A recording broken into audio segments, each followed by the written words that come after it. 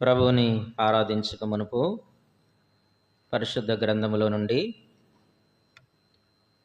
ఒక మాటను మనం చదువుకుంటాం.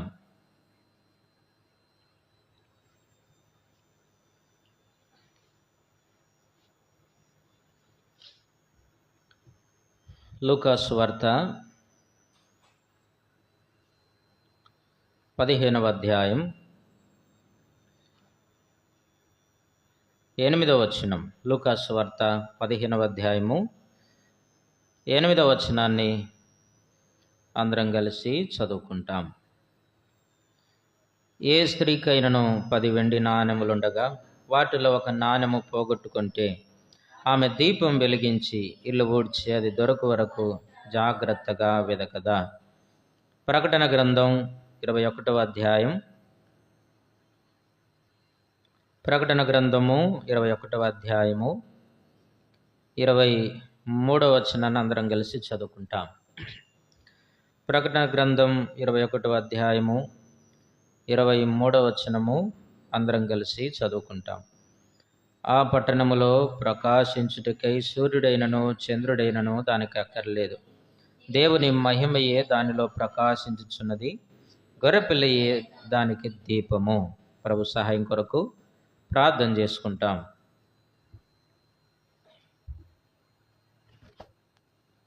ప్రేమ కలిగిన మా పరలోకపు తండ్రి, పరిశుద్ధుడా, మీకు వందనాలు. మా కొరకు తీసుకొచ్చిన లేఖన భాగములను బట్టి మిమ్మల్ని ఎంతగానో స్తుతించి ఆరాధించి ఘనపరచి పూజిస్తున్నాం. నా తండ్రి, మీరే కృప చూపించి దేవా జీవం కలిగినటువంటి మాటలు మాకు అందించండి. నిబిడలతో కూడా మాట్లాడమని యేసుక్రీస్తు నామమున ప్రార్థించి వేడుకుంటున్నాము తండ్రి, ఆమేన్.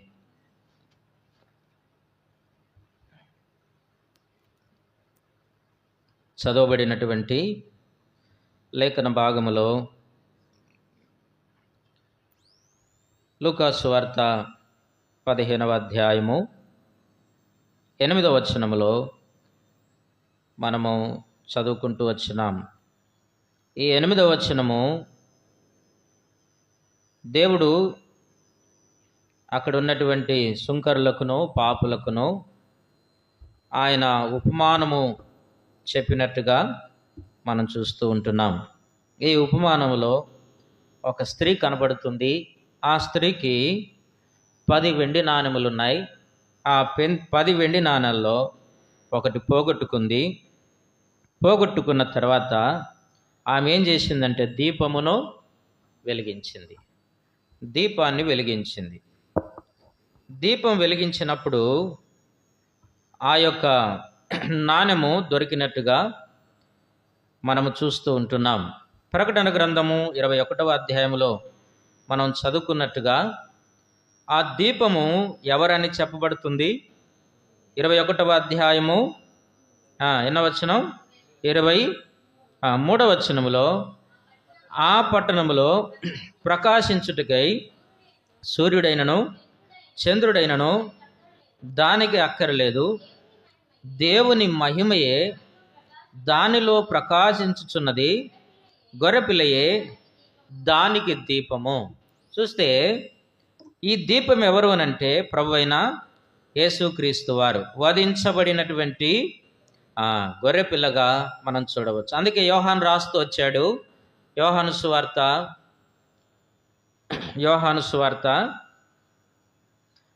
1వ అధ్యాయం 29వ వచనం.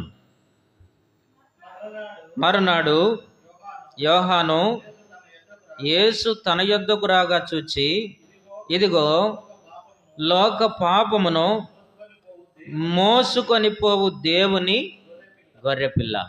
ఈ దీపము ఏం చేస్తుందనంటే లోక పాపమును మోసుకొని పోయేటటువంటి గొర్రెపిల్లగా ఉంది. యోహాను దగ్గరికి మరునాడు యోహాను యేసు తన యొద్దకు రాగా చూచి అని రాయబడింది. యేసు తన యొద్దకు రాగా అంటే అర్థం ఏంటంటే దీపము తన యొద్దకు రాగా అని అర్థం. దీపం ఎప్పుడైతే తన యొద్దకు వచ్చిందో, దీపము దగ్గరకు వచ్చినప్పుడు ఆ దీపములో ఎవరిని చూశాడు అంటే లోక పాపమును మోసుకొని పోయేటటువంటి గొర్రెపిల్లను ఆయన చూచాడు. ఆ యేసుక్రీస్తు ప్రభువారిని చూడగానే యేసులో ఏమి కనపడిందంటే గొర్రెపిల్ల కనపడింది. యేసులో గొర్రెపిల్ల కనపడింది. కాబట్టి ఆ బాప్తిసం ఇచ్చేటటువంటి యోహాను ఇక్కడ చూస్తే ఆయన ఎప్పుడైతే యేసుక్రీస్తు ప్రభువారు తన యొద్దకు వచ్చాడో, తన యొద్దకు వచ్చినప్పుడు ఆ దీపమై ఉన్నటువంటి యేసుక్రీస్తు ప్రభువారి యొక్క వెలుగు ఎవరిలో ప్రకాశించింది? ఎవరిలో ప్రకాశించింది? యోహానులో ప్రకాశించింది. ఎప్పుడైతే యోహాను యొద్దకు ఆ వెలుగు వచ్చిందో, ఆయన సమీపమయ్యాడో, సమీపమైనటువంటి వెంటనే ఇప్పుడు ఆయనలో ఇంకొక కోణం కనపడుతుంది. ఏమిటి అంటే లోక పాపమును మోసుకొని పోయేటటువంటి దేవుని గొర్రెపిల్ల కనపడుతుంది అక్కడ. కాబట్టి ఈ గొర్రెపిల్ల ఏమిటంటే ఇది దేవుని గొర్రెపిల్ల, ఇది లోక పాపమును మోసుకొని పోయేటటువంటి గొర్రెపిల్ల. అంత మాత్రమే కాదు, 35 నుండి చదవండి. 35 మరునాడు అతని శిష్యులలో 2 నిలుచుండగా నడుచుచున్న యేసు వైపు చూచి ఇదిగో దేవుని గొర్రెపిల్ల అని చెప్పాను. ఇదిగో దేవుని గొర్రెపిల్ల అంటే అర్థం ఏంటి? ఇదిగో అంటే అర్థం ఏంటంటే ఆయన గుర్తుపెట్టి ఆ గొర్రెపిల్లను చూపిస్తూ ఉంటున్నాడు. ఇదిగో గొర్రెపిల్ల, ఇదిగో గొర్రెపిల్ల అంటున్నాడు. అందుకే ప్రకటన గ్రంథంలో చూస్తే అదే గొర్రెపిల్ల ఆయన పెండ్లి కుమారుడుగా కనబడుతున్నాడు. తన సంఘమును వివాహము చేసుకోవడానికి ఆ సంఘాన్ని ఇప్పుడు ఏం చేస్తున్నాడంటే ఆయన సిద్ధపరిచేటటువంటి వాడుగా ఆయన కనబడుతున్నాడు. కాబట్టి లూకా సువార్త 15వ అధ్యాయంలో మనం చూస్తే ఆ దీపము కనబడుతుంది. ఆ దీపం ఎవరంటే యేసుక్రీస్తు ప్రభువారని చెప్పబడింది. ఈ యేసుక్రీస్తు ప్రభువారు ఎవరనంటే లోక పాపమును మోసుకొని పోయేటటువంటి దేవుని గొర్రెపిల్లగా కనబడుతున్నాడు. ఇప్పుడు ఈ గొర్రెపిల్ల ఎప్పుడైతే దగ్గరికి వస్తుందో, ఈ గొర్రెపిల్ల ఎప్పుడైతే కనబడుతుందో మనుషుని జీవితంలో పోగొట్టుకున్నవన్నీ కూడా దొరుకుతాయి. పోగొట్టుకున్నవన్నీ కూడా దొరుకుతాయి. అందుకే మనము పాత నిబంధనలు చూస్తే ప్రతి అధ్యాయంలో కానీ ప్రతి గ్రంథములో కానీ గొర్రెపిల్ల యొక్క అనుభవం కనబడుతుంది.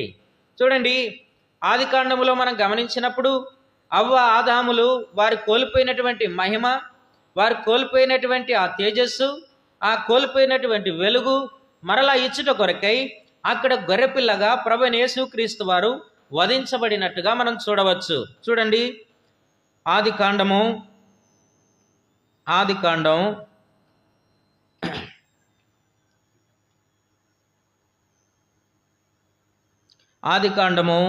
3వ అధ్యాయము 20 నుంచి చదవండి.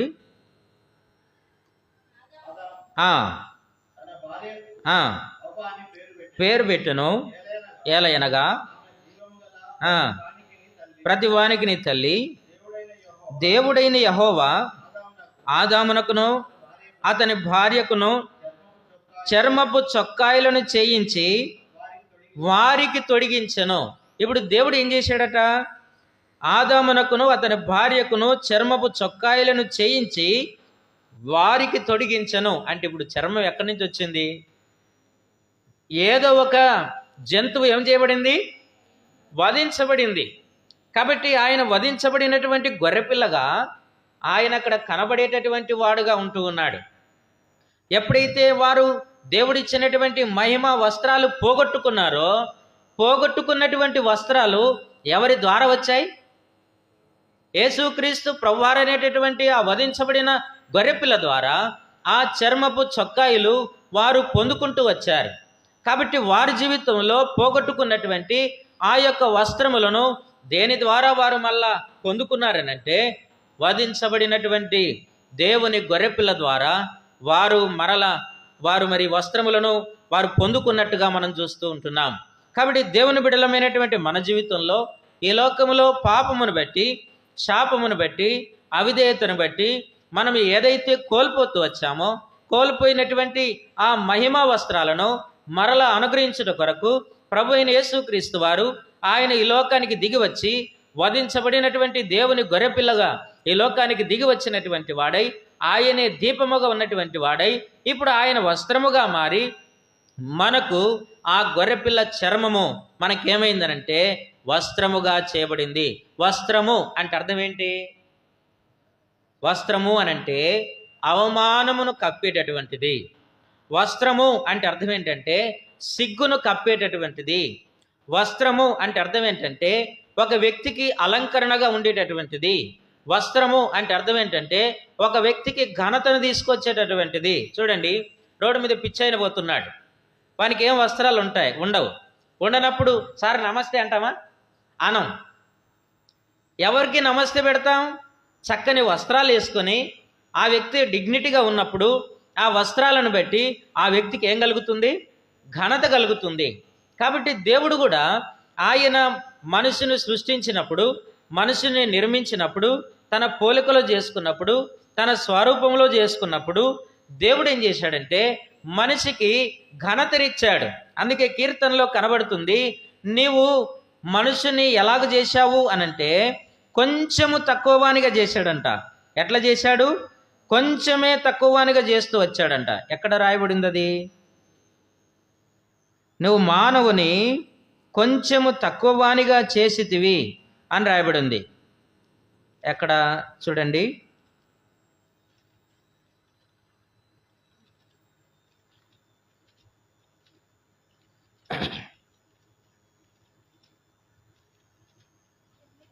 ఆ 8వ అధ్యాయం 5వ వచనం. దేవుని కంటే నీవు కొంచెము తక్కువ వానిగా చేసి ఉన్నావు. మనుషుడు ఎలాగున్నాడంటే కొంచెమే తక్కువవాడిగా ఉన్నాడు. అంటే దేవునికి సమానమైనటువంటి ఆ యొక్క పోలికను దేవుడు ఇస్తూ వచ్చాడు. కొంచెము తక్కువవానిగా చేశాడు. ఇప్పుడు ఆ కొంచెము తక్కువవానిగా చేసినప్పుడు దేవుడు ఎంతో మానవునికి ఇచ్చాడు. ఇచ్చినటువంటిది అంతా కూడా మానవుడు కోల్పోయినట్టుగా మనం చూస్తూ ఉంటున్నాం. కాబట్టి ఇప్పుడు కోల్పోయిన దాన్ని ఇప్పుడు మరలా ఎక్కడ పొందుకుంటున్నాడు మనుషుడు అనంటే వధించబడినటువంటి ఆ గొర్రెపిల్లలో ఆ మనుషుడు పొందుకునేటటువంటి వాడుగా ఉంటూ ఉన్నాడు. కాబట్టి ఆ దీపము సమీపమైనప్పుడు, ఆ దీపము మన యొద్దకు వచ్చినప్పుడు ఆ దీపం మనకేం చేస్తుందనంటే మనలను అది వెలిగించేటటువంటిదిగా, అంత మాత్రమే కాదు ఆ దీపమే గొర్రెపిల్ల అయి ఆ గొర్రెపిల్లే వధించబడినటువంటి ఆ గొర్రెపిల్ల మన కొరకు వస్త్రముగా మార్చబడేటటువంటి వాడుగా ఉంటూ ఉన్నాడు. ఇప్పుడు ఆయన వస్త్రము మనకు అనుగ్రహించి తాను చేయబడ్డాడు, వస్త్రమును కోల్పోయినాడు. అందుకే చెప్పబడింది, అతడు దిగంబరుడుగా కనబడుతున్నాడు. ఆయన వస్త్రములు పెరికి వేసినట్టుగా కనబడుతుంది. ఆయన వస్త్రములు చీట్లు వేసినట్టుగా కనబడుతుంది. ఆయన దిగంబరిగా కనబడుతున్నాడు. కాబట్టి ఆయన దిగంబరిగా అయిపోయి మానవునికి రక్షణ అనేటటువంటి వస్త్రాన్ని తానే వధించబడి మన కొరకై ఆయన చర్మమును, ఆయన యొక్క మరి ఆ యొక్క రక్షణను మనకు వస్త్రముగా అనుగ్రహించినటువంటి వాడుగా ఆయన ఉంటూ ఉన్నాడు. కాబట్టి ఇప్పుడు ఆదాము అవ్వ ఏ విధంగా వారు పోగొట్టుకున్నది పొందుకున్నారు అనంటే ప్రకటన గ్రంథములో ఉన్నటువంటి గొర్రెపిల్ల ఆయన దీపమై ఉన్నాడు, ఆయన వెలుగై ఉన్నాడు. ఆ గొర్రెపిల్లే యోహాను సువార్తకు వచ్చేసరికి ఆ గొర్రెపిల్ల లోక పాపమును మోసుకొని పోయేటటువంటి గొర్రెపిల్లగా కనబడుతున్నాడు. ఆ గొర్రెపిల్ల, ఇదిగో ఆ గొర్రెపిల్ల. అంత మాత్రమే కాదు, ఆయన పెళ్లి కుమారుడుగా ఉన్నటువంటి గొర్రెపిల్లగా కనబడుతుంటున్నాడు. కాబట్టి ఆ గొర్రెపిల్ల వధించబడినటువంటి గొర్రెపిల్ల. ఆ గొర్రెపిల్ల మన కొరకై తానే వస్త్రములు సిద్ధపరిచినటువంటి గొర్రెపిల్ల. ఆ గొర్రెపిల్ల మన కొరకై ఆయన వధించబడి మరణించి సమాధి చేయబడి తిరిగి లేచినటువంటి గొర్రెపిల్లగా కనబడుతున్నాడు. అందుకే ఆ దీపములో మనం ఏమి మరి పొందుకుంటున్నామనంటే ఆ దీపము మనకు వస్త్రములను అనుగ్రహించేటటువంటిదిగా ఉంటుంది. ఆ గొర్రెపిల్లయే మనకు వస్త్రాలను అనుగ్రహించేదిగా ఉంటుంది. చూడండి, ఆదికాండం 22వ అధ్యాయం. ఆదికాండము 22వ అధ్యాయం 22వ అధ్యాయము 12వ వచనం. అప్పుడు ఆయన, ఆ చిన్నవాని మీద చెయ్యి వేయకుము, అతడిని ఏమీ చేయకుము, నీకు ఒక్కడై ఉన్నా నీ కుమారుడు నాకు వెనుతీయలేదు గనక భయపడిన వాడవని ఇందువలన నాకు కనబడుచున్నదనను.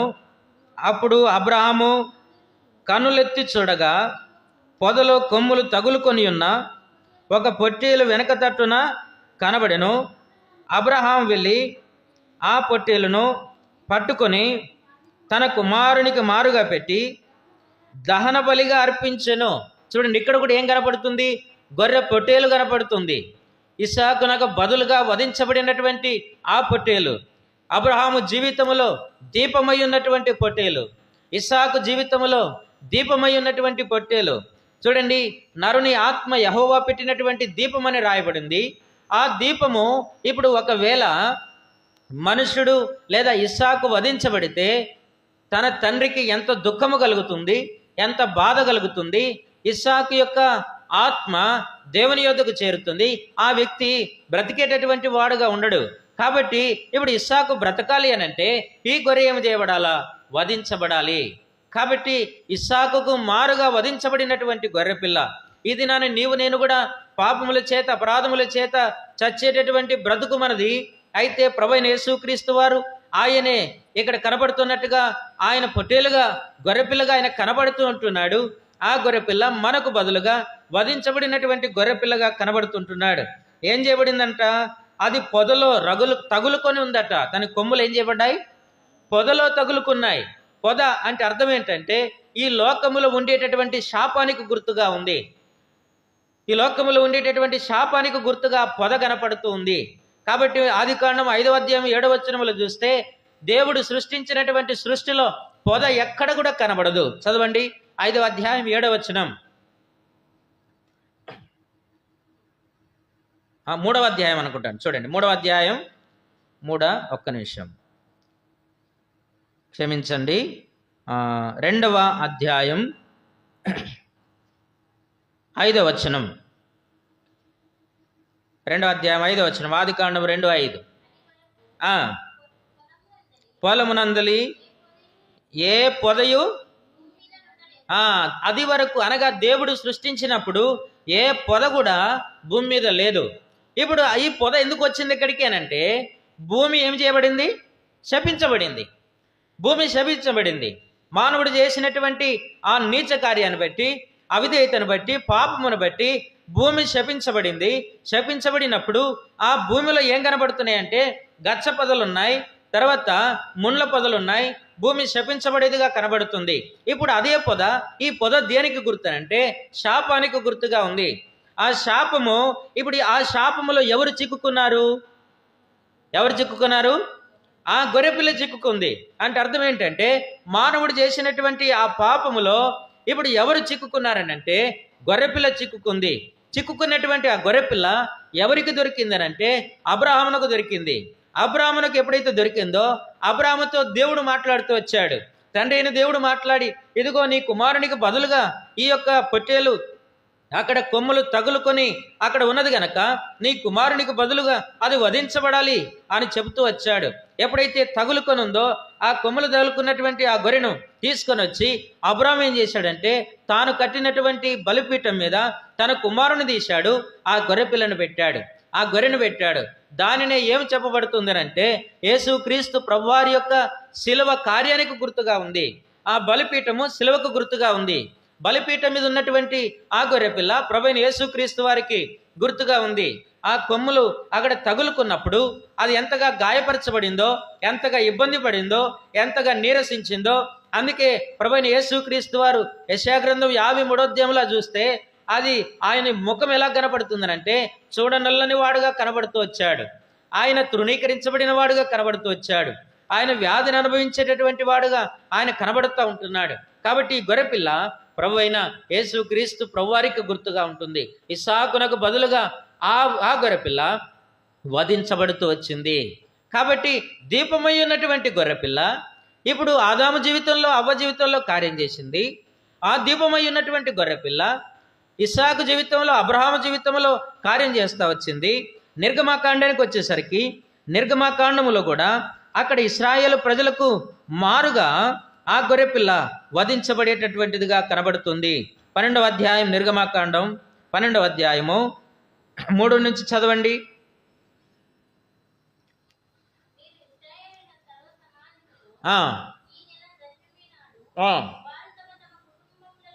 లెక్క చొప్పున ఆ, మె- ఆ, ఆ, ఆ, ఆ, ఆ, ఆ, ఆ, ఆ, ఆ, ఆ, ఆ. నిర్దోషమైన ఏడాది మగపిల్లను తీసుకొని వెళ్ళను, గొర్రెల నుండి అయినను మేకల నుండి అయినను దానిని తీసుకొని వచ్చును. ఆ, దినం వరకు నుంచవలను. తర్వాత ఆ, ఆ, కూటములలో సాయంకాలం అందు దానిని చంపి దాని రక్తము కొంచెము తీసి తాము దానిని తిని ఇండ్ల ద్వారపు బంధపు 2 నిలువు కమ్మెల మీదను పై కమ్మి మీదను చలి ఆ రాత్రియే వారు అగ్ని చేత కాల్చబడిన ఆ మాంసమును పొంగని రొట్టెలను తినవలను అని రాయబడుతూ వచ్చింది. చూడండి, ఇశ్రాయేలు ప్రజలు పస్కా పండుగ వారు ఆచరించాల్సినప్పుడు ఆ పస్కాలో ఉండాల్సింది ఏంటంటే గొర్రెపిల్ల కనపడుతుంది. ఈ గొర్రెపిల్ల మనుషుని జీవితంలో ఏం చేస్తుందనంటే విమోచనము కలిగించేది. ఇశ్రాయేలు ప్రజలు ఐగుప్తులో వారి బానిసలుగా ఉన్నారు. ఇప్పుడు ఐగుప్తులో నుండి బయటికి వెళ్ళేటప్పుడు వారి జీవితంలో వారికి క్షమాపణ కలగాలంటే, వారి జీవితంలో వారికి విడుదల కలగాలంటే మొదటగా వారు ఏం చేయాలంటే ఆ గొర్రెపిల్లను వధించాలి, దాని రక్తమును వారి ఇండ్లకు ప్రోక్షించుకోవాలి, ఆ యొక్క మాంసమును వారు తినాలి. కాబట్టి వారు ఈ ఐగుప్తు నుండి బయటికి వెళ్ళేటప్పుడు వారికి ముందుగా వధించబడినటువంటి గొర్రెపిల్ల అక్కడ కనబడుతూ ఉంది. నీవు నేను కూడా ఈ లోకం అనేటటువంటి ఐగుప్తులో ఉన్నప్పుడు మనము బయటకు వచ్చేటటువంటి వారముగా ఎలాగయ్యామనంటే యేసుక్రీస్తు ప్రభువారు అనేటటువంటి ఆ ప్రకటన గ్రంథములో ఉన్న గొర్రెపిల్ల మనల్ని కూడా ఈ లోకం అనేటటువంటి ఐగుప్తు నుండి బయటికి తీసుకొచ్చింది. ఆయన రక్తం ద్వారా మనకు విమోచనము కలుగుతూ వచ్చింది. ఆయన రక్తం ద్వారా మనకు పాప క్షమాపణ కలిగేటటువంటిదిగా ఉంటుంది. కాబట్టి ఈ గొర్రెపిల్ల ఆ దీపమైనటువంటి గొర్రెపిల్ల. వారి జీవితాల్లో ఐగుప్తులో వారి దీపాలు ఆరిపోయినాయి, ఐగుప్తులో వారి జీవితాలు ఆరిపోయినాయి, ఐగుప్తులో వారి సంతోషం ఆరిపోయింది, ఐగుప్తులో వారికి నెమ్మది ఆరిపోయింది, ఐగుప్తులో వారికి దేవుడు లేకుండా అయిపోయాడు, ఐగుప్తులో వారి బానిసత్వంలో ఉంటూ వచ్చారు. వారి జీవితం అంతా వారి దీపమంతా ఆరిపోయినట్టుగా ఉన్నప్పుడు గొర్రెపిల్లే వారికి దీపమై ఉండి ఆయన వధించబడి వారి జీవితాల్లో వెలుగును తీసుకురావడానికి ఆ గొర్రెపిల్ల వధించబడినట్టుగా మనం చూస్తూ ఉంటున్నాం. కాబట్టి నీ జీవితంలో నా జీవితంలో మన దీపాలు వెలిగించడానికి, మన బానిసత్వాన్ని తొలగించడానికి, మనకు సంతోషాన్ని ఇవ్వడానికి, మనల్ని సమాధానం చేత నింపడానికి, ఐగుప్తు నుండి బయటకు తీసుకురావడానికి ప్రభువైన యేసుక్రీస్తు వారు ఈ లోకములో నీ కొరకు నా కొరకు వధించబడినటువంటి దేవుని గొర్రెపిల్లగా ఆయన కనబడుతూ ఉంటున్నాడు. దానిని బట్టి నీవు నేను ప్రభుని ఆరాధించాల్సినటువంటి వారముగా ఉంటూ ఉన్నాం. అందుకే ఆ యొక్క కలవరి శిలువలో తన పక్కనటువంటి దొంగ ఏమంటున్నాడంటే, తండ్రి నీ రాజ్యంలోనికి వచ్చినప్పుడు నన్ను జ్ఞాపకం చేసుకుంటే నువ్వు నేడే నాతో కూడా పరదేశంలో ఉంటావు అని చెప్తూ వచ్చాడు. కాబట్టి తన జీవితంలో ఆ దొంగ జీవితంలో వెలుగును తీసుకొచ్చినటువంటి గొర్రెపిల్లగా కనబడుతున్నాడు. పరదేశికి తీసుకొని పోయినటువంటి తనతో ఉండేటటువంటి అనుభవంలోనే తీసుకొచ్చినటువంటి గొర్రెపిల్లగా ఆయన కనబడుతున్నాడు. నేను ఆ జీవితంలో కూడా ఆ గొర్రెపిల్ల, దీపమైనటువంటి గొర్రెపిల్ల, వధించబడినటువంటి గొర్రెపిల్ల, వస్త్రమునిచ్చినటువంటి గొర్రెపిల్ల, తర్వాత జీవమునిచ్చినటువంటి గొర్రెపిల్ల, ఐగుప్తు నుండి బయటికి తీసుకొచ్చినటువంటి గొర్రెపిల్ల, ఆయన మనకు అలాగూ కనబడుతూ ఉంటుండగా నీవు నేను ప్రభుని ఆరాధించాల్సినటువంటి వారంగా ఉంటున్నాం. ఇశ్రాయేలు ప్రజలు ఏం కోల్పోయారు? ఐగుప్తులో ఏం కోల్పోయారు? ఐగుప్తులో ఏం కోల్పోయారంటే అబ్రహాముకి ఇచ్చినటువంటి వాగ్దానమును, ఆ వాగ్దానం కోల్పోయారు. ఇప్పుడు ఆ వాగ్దానం పొందుకోవాలంటే, ఆ వాగ్దానాన్ని స్వతంత్రించుకోవాలంటే, ఆ వాగ్దాన దేశాన్ని వారు మరి అనుభవించాలి అనంటే ఏమి కావాలా? దేవుని గొర్రెపిల్ల కావాలి, దీపం కావాలి. ఐగుప్తు అంతా చీకటి, ఆ చీకటి నుండి బయటికి రావాలి అంటే ప్రభువైన యేసుక్రీస్తు వారే వధించబడాలి. అందుకే ఐగుప్తు నుండి ఆయన బయటికి తీసుకొస్తున్నాడు, గొర్రెపిల్లగా వధించబడ్డాడు. వారి ద్వారబంధములకు వారి ఆ రక్తమును పూస్తూ వచ్చారు. కాబట్టి వారి జీవితంలో ఇప్పుడు గొర్రెపిల్ల దీపమై ఉన్నాడు. ఆ దీపమైనటువంటి దేవుడు ఇప్పుడు వారిని కనానుకు నడిపించేటటువంటి అనుభవంలో వారిని తీసుకొని వెళ్తుంటున్నాడు. నేను ఆ జీవితంలో కూడా ఆ గొర్రెపిల్ల అలాగున మన జీవితాలను కూడా మరి ఐగుప్తు నుండి బయటకు తీసుకొస్తూ వచ్చాడు. ఐగుప్తులో ఏముంది? నిర్గమాకాండం 1వ అధ్యాయం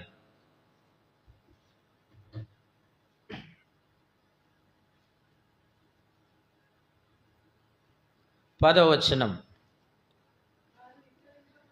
వారు విస్తరింపకుండునట్లు యుక్తి జరిగించుదము. ఏముందట ఐగుప్తులో? యుక్తి కనబడుతుంది. ఆదికాండం 1వ అధ్యాయంలో ఏముంది? ఆదికాండం 1వ అధ్యాయంలో ఏం కనబడుతుంది? సర్పము యుక్తి గలదై. 1వ అధ్యాయమా 2వ అధ్యాయమా? క్షమించండి, 3వ అధ్యాయం. 3వ అధ్యాయంలో సర్పము యుక్తి గలదై ఉండెను, ఐగుప్తీయులు యుక్తి గలవారై ఉండెను.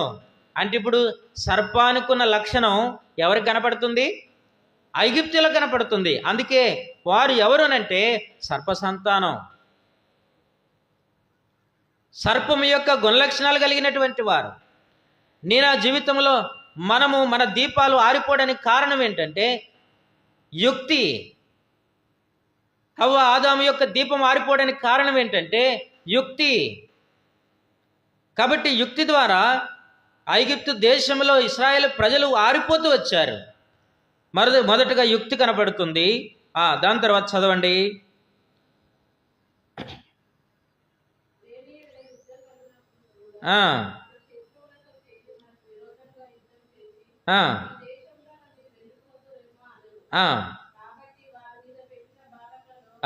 వారి మీద పెట్టిన భారములలో రెండవది ఏముంది? భారం ఉంది. అందుకే ప్రభువైన యేసుక్రీస్తు వారు ఎవరనంటే లోక పాపమును మోసుకొని పోవు దేవుని గొర్రెపిల్ల. ఇప్పుడు ఆ భారాన్ని ఎవరు మోస్తున్నారు? దేవుడు మోస్తున్నాడు. ఇది ఏ భారము? పాప భారము. కాబట్టి ఇప్పుడు ఇశ్రాయేలు ప్రజలు యుక్తిలో ఉన్నారు, భారములో ఉన్నారు. ఈ భారాన్ని ఎవరు మోయాలంటే 12వ అధ్యాయంలో మనం చదువుకున్నట్టుగా ఆ వధించబడేటటువంటి గొర్రెపిల్ల వారి భారమును మోసేదిగా ఉంటుంది. నేను ఆ జీవితంలో కూడా ఆ గొర్రెపిల్ల భారమును మోసేదిగా ఉంటుంది. కాబట్టి ఇప్పుడు ఆయనే దీపము, ఆయనే గొర్రెపిల్లగా ఆయన కనబడేటటువంటి వాడుగా ఉంటూ ఉన్నాడు. భారమును మోసేటటువంటి ఆ దీపముగా గొర్రెపిల్లగా ఆయన కనబడుతుంటున్నాడు. చదవండి.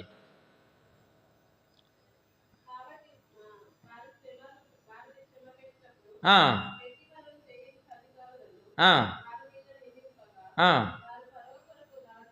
11వ వచనం అక్క. కాబట్టి వారి మీద పెట్టిన భారములలో వారిని శ్రమ పెట్టుటకు వెట్టి పనులు చేయించు అధికారులను వారి మీద నియమింపగా వారు ఫరోకును ధాన్యాదులను నిల్వ చేయు పీతోము రామశేషను పట్టణమునకు కట్టిరి. ఇక్కడ చూస్తే అధికారులను వారి మీద నియమింపగా. అధికారులు అంటే ఇప్పుడు ఎవరి అధికారంలో ఉండాలి? వీళ్ళు ఎవరి అధికారంలో ఉండాలి? దేవుని అధికారంలో ఉండాలి. కానీ ఇప్పుడు ఎవరి అధికారంలో ఉన్నారు? ఫరో నియమించినటువంటి అధికారుల యొక్క ఆధీనంలో ఉన్నారు. కాబట్టి నీవు నేను కూడా ఒకప్పుడు ఎవరి ఆధీనంలో, ఎవరి అధికారంలో ఉన్నామంటే దేవుడు అధిపతి. కానీ ఆ అధిపతిని మనం వీడాం. మన జీవితంలో దీపం ఆరిపోయింది, గొర్రెపిల్ల లేడు.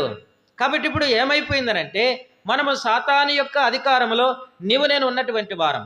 అలాంటి సమయంలో ఇప్పుడు ఆయన వధించబడినటువంటి గొర్రెపిల్లగా మన యొక్క మరి శత్రువు మీద ఉన్నటువంటి అధికారమును తొలగించి ఇప్పుడు ఆయనే అధికారిగా ఉంటున్నాడు. ప్రకటన గ్రంథానికి వచ్చేసరికి ఆయనే శక్తియు బలమును. చదవండి ఆ మాట. ఎలాంటి గొర్రెపిల్లట? ప్రకటన గ్రంథం 5వ అధ్యాయం 12వ వచనం.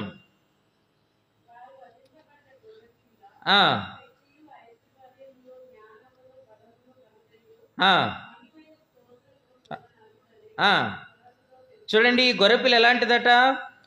శక్తి కలిగిన గొర్రెపిల్ల, ఐశ్వర్యం కలిగిన గొర్రెపిల్ల, జ్ఞానం కలిగిన గొర్రెపిల్ల, బలము కలిగిన గొర్రెపిల్ల, ఘనత కలిగిన గొర్రెపిల్ల, మహిమ కలిగిన గొర్రెపిల్ల, స్తోత్రమును పొందడానికి అర్హమైనటువంటి గొర్రెపిల్ల. ఇప్పుడు ఈ గొర్రెపిల్ల మన మీద అధికారం చెలాయించేటటువంటి వాడుగా ఉంటున్నాడు.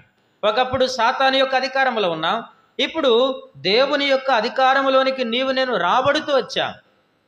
కారణం ఏంటంటే ఆయన నీ కొరకు నా కొరకు వధించబడుతూ వచ్చాడు.